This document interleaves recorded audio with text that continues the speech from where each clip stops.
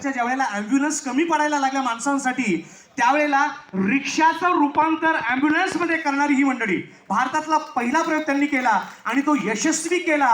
अशी ही सगळी दिग्गज मंडळी आहेत. या सगळ्या मंडळींच्या वतीनं अर्षदजी अन्सारी हा सन्मान स्वीकारतील. पिंपरी चिंचवड कलाकार संघाच्या वतीनं त्या सगळ्यांचा सन्मान केला जातोय. मी विनंती करतो की कृपया आपण सगळ्यांनी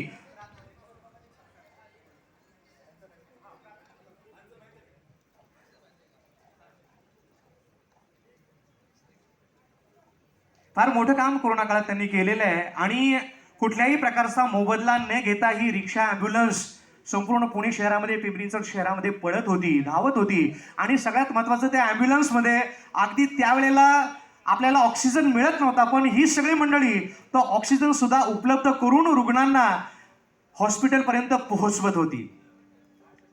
अशा या कोरोना योद्ध्यांसाठी एकदा मनापासून जोरदार टाळ्या सगळ्यांच्या झाल्या पाहिजेत.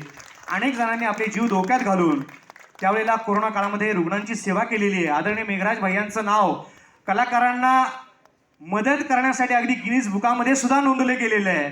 आणि आमचे अध्यक्ष विजयकुमार उल्पे यांचं नाव सुद्धा गिनीज बुकामध्ये याचसाठी गेलेलं आहे.